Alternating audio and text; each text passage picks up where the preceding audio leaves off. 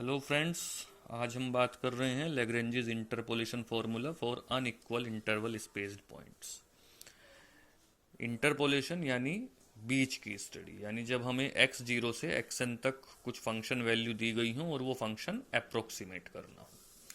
जब ये x0 x1 x2 equal interval पे दिए जाते हैं तो वहाँ पे हम न्यूटन फॉरवर्ड, न्यूटन बैकवर्ड और कई फॉर्मूले हैं वो लगाते हैं। लेकिन आज हम केस डिस्कस करेंगे जब x0 और x1 के बीच का डिफरेंस और x1 और x2 के बीच का डिफरेंस या xi और xi+1 के बीच का डिफरेंस सेम नहीं है।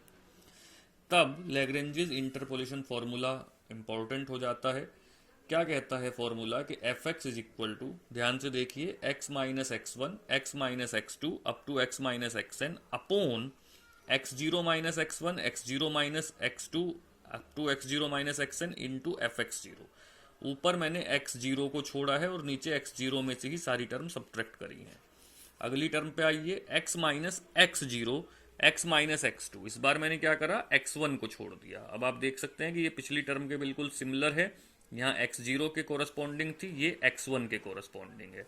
अगली टर्म में आ जाइए, x minus x0 x minus x1 x minus x3, यानी यहाँ पे x2 को छोड़ा है तो अब यह नीचे x2 minus x0 x2 minus x1 इस तरह से चलेगा fx2।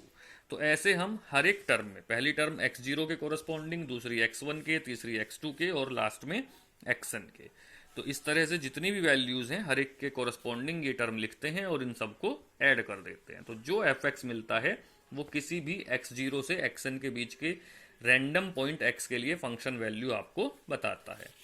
Late be concentrate on example. जो इसमें आप ईयर्स देख रहे हैं वो आप देख पा रहे होंगे, मैंने एक सिंबॉलिकली लिया है। 3 बार ये एग्जाम में आ चुका, तो इस तरह का ही एग्जाम्पल पेपर में आने की संभावना रहती है। आपको दिया गया x की वैल्यू 5 6 9 11, यहाँ पर 1 डिफरेंस, यहाँ पर 3 और यहाँ पर 2। फंक्शन वैल्यू कुछ भी हो सकती है। फंक्शन वैल्यू है 12 13 14 एंड 16।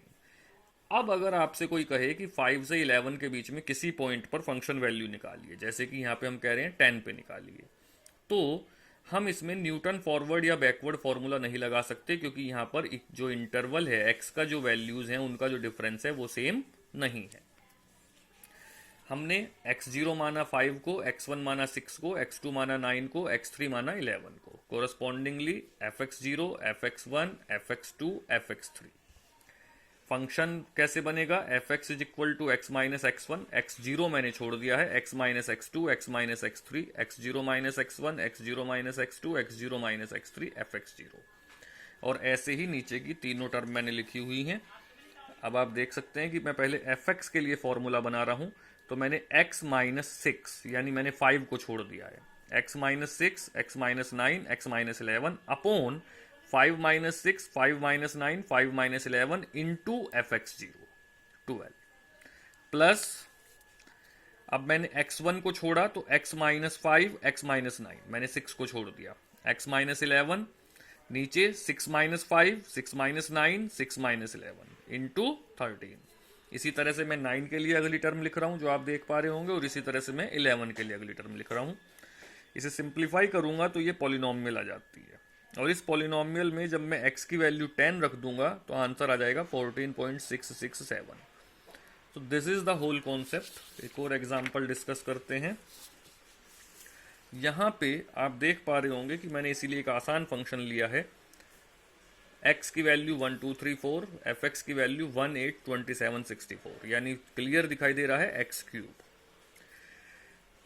पहली term x minus 2 x minus 3 x minus 4, 1 को छोड़ दिया, नीचे 1 माइनस 2 1 माइनस 3 1 माइनस 4, ये नीचे वाला 1 है, don't be confuse, function value और x दोनों सेम है।